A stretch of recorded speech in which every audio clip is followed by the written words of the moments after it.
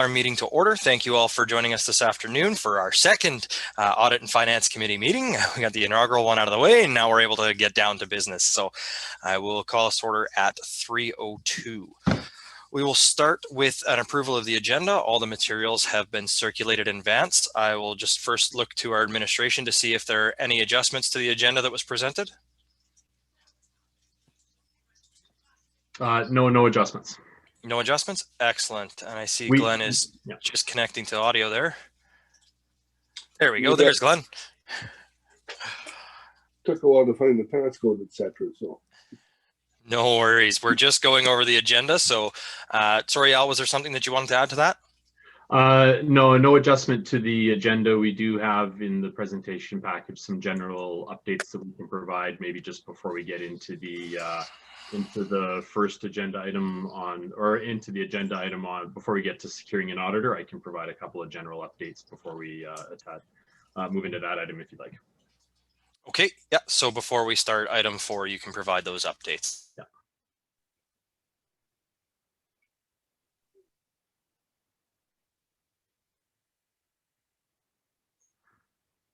We'll maybe just back up though, who's running the slides so we can do the adoption of the agenda and the minutes. There we go. All right, so the agenda is now on the screen. We all have it in our package as well. So I will look for a motion to adopt the agenda as presented. So move. Okay, Ray, thank you very much. Any opposition?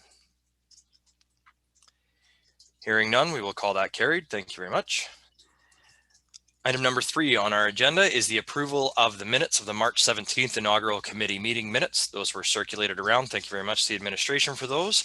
We all should have had a chance to review those, and I will open the floor if there are any questions, comments, errors, or omissions.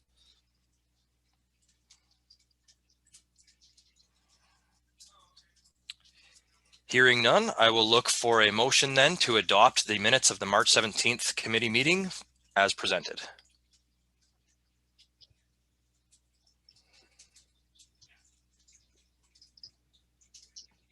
Oh, I see Chantel's got her hand up, so we will call that with Chantel. And we'll call that to question. Anybody in opposition? Excellent. Hearing none, I will then turn it over to administration to provide us with the updates before we get into item number 4, approval of process to secure an auditor. Okay, great. Thank you. Just a few points, and we can discuss some of these a little bit further in the agenda. But just to make everybody aware, from a financing side, we're continuing to work through the securing financing for the commission, getting legal counsel support and developing the borrowing bylaw. And we're working with 2 financial institutions and securing quotes for banking and credit facilities. From an accounting software perspective, we're comparing the capabilities and the costs and some of the terms of usage for software packages, keeping in mind that requirements today in terms of a financial reporting and accounting perspective are fairly light towards what the requirements will be as we move into the latter part of 2022. So keeping that in mind, we're working through the accounting software that dovetails as well into work that the HR and Compensation Committee is doing around the HRIS and HR software systems as well. So as we come forward to the next committee meeting, we'll bring some of those comparisons along with the recommendation forward for the group. From an insurance perspective, we are evaluating insurance requirements as well. The Commission's not delivering services to date, but we are established and there is work that has to be done. So at the same time, we need to consider the insurance considerations around operations and other factors. So we're doing that and getting some quotes and different options, and we'll bring that forward as well to the Finance Committee the next time that we meet, so you know what's coming. As well on the policy front, developing financial policies and some administration policies. Bylaws have already been taken care of at the board level, but we do have that next layer of work to do around those policies. We've started to do that, running really in a cadence of policy development that's following the critical needs of the EMTSC. So rather than boiling the ocean and kind of doing a whole section at one time, we're taking a look and spreading it across the different areas based on the most immediate needs and impacts. So we started to draft and review those, and we'll bring those forward at the next committee meeting as well for your review and ideal endorsement before they move up to the board for approval. So those are the 4 main areas I would say from a finance perspective that we're working at this point in time, and general updates. And some of these will be discussed further as we work through other components of the agenda. Excellent. Thank you very much. And I see Ray has a question, so we will go to him.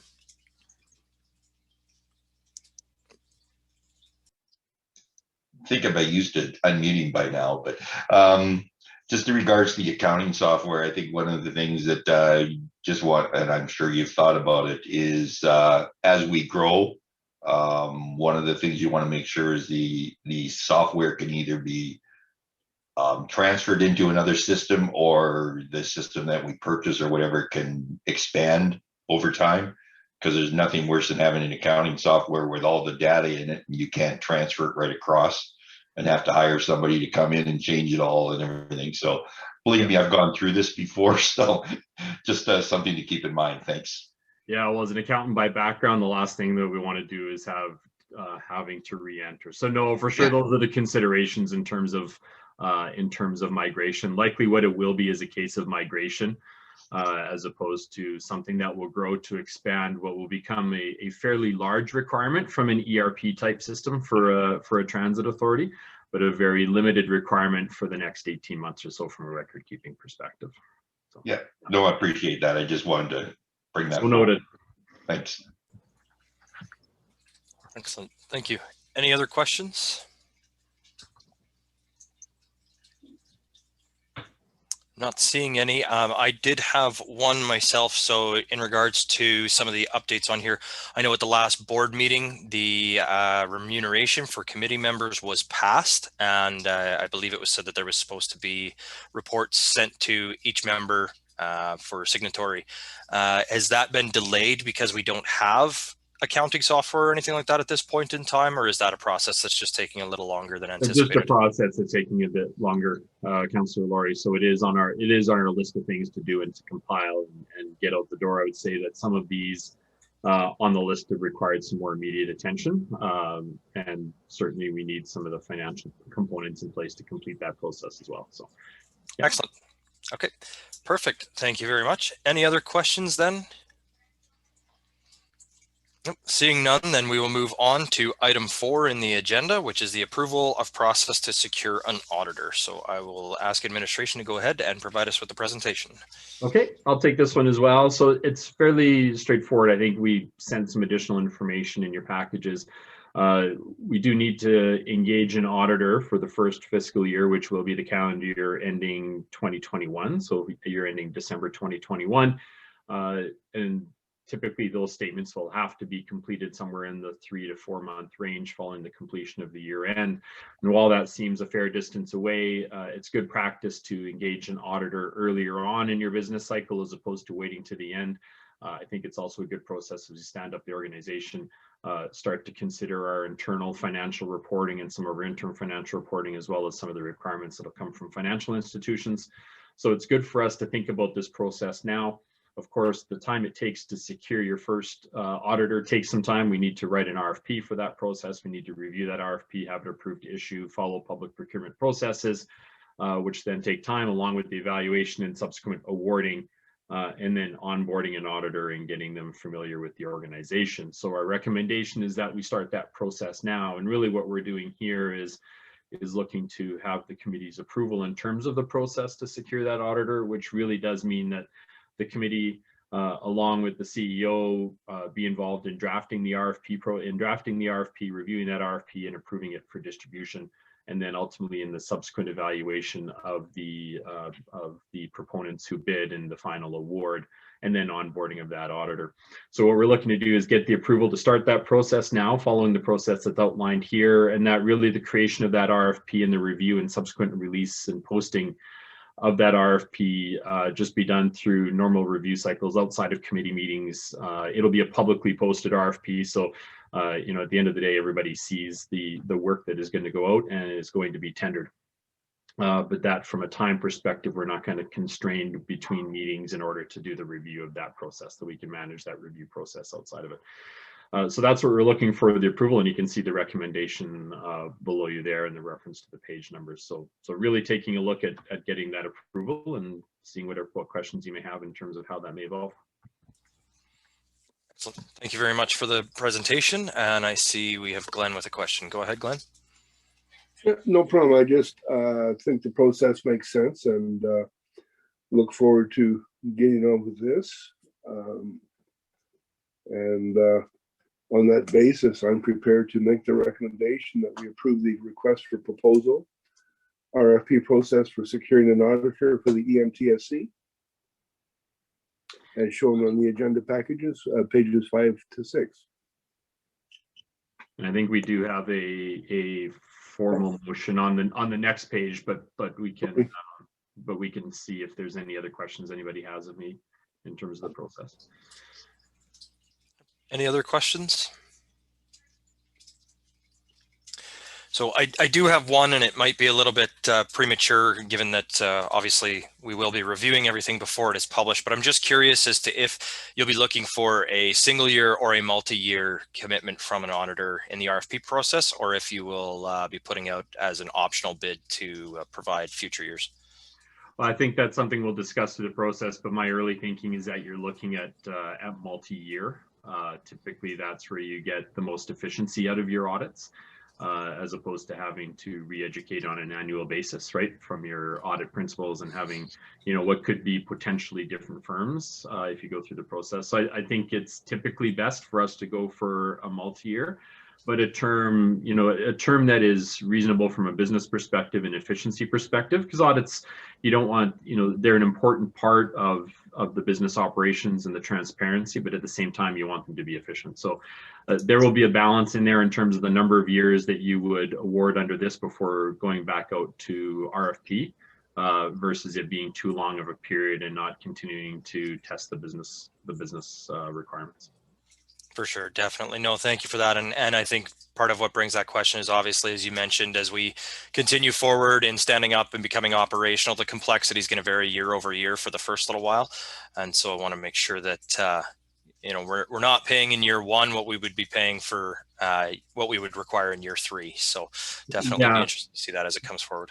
Yeah, and I think what you want to do is you want to secure somebody who can provide the capabilities of what's required as it becomes more complex.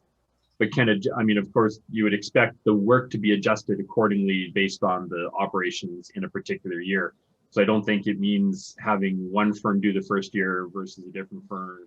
Ideally, when it becomes more complex, you want to think about that horizon, whether it's a 3-year or a 4-year or a 5-year period of time, right? Definitely. Excellent. Glenn, I see your hand up. I didn't see whether it went down or not, so just not sure if you had another question. No, my apologies. That's an old carryover. Nope, no worries. Any other questions at this point then? Seeing none, then I believe Glenn moved the motion that we now see on the screen that the committee approve the request for proposal process and securing an auditor as presented at the April 8th, 2021 committee meeting. Any opening comments on that, Glenn? I know you already had kind of made some, but just give you the opportunity. No, appreciate it. I do believe that a 3 to maximum 5-year commitment for an auditor would make sense. Excellent. Thank you. Any debate on the motion?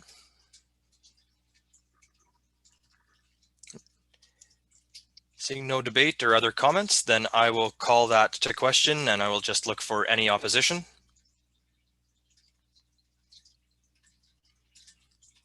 Hearing and seeing none, we will call that carried. With that, we then are moving into item 5, which is an in-camera discussion. So we do have a motion on the screen to move in camera in accordance with the provisions of Division 2, exception to disclose the Freedom of Information and Privacy Protection Act, FOIP, section 16 to 28. Can I have somebody make that motion, please? I'd be happy to make the motion. The board moving the camera in accordance with the provisions of Division 2, exceptions of disclosure of the Freedom of Information Protection and Privacy Act, FOIP, RSA 2000, CEF 25, as per section 1628 through 28. Perfect. Thank you very much, Ray. Any questions on that?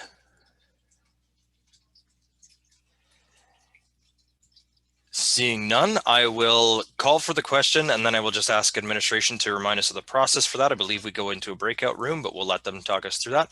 So I will look, are there any oppositions to moving in camera?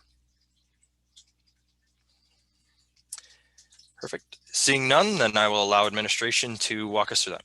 motion to move out of camera there. And so we now have a motion on the screen that the committee accept the material discussed and presented in the in-camera. I'm just looking for somebody to move that motion then.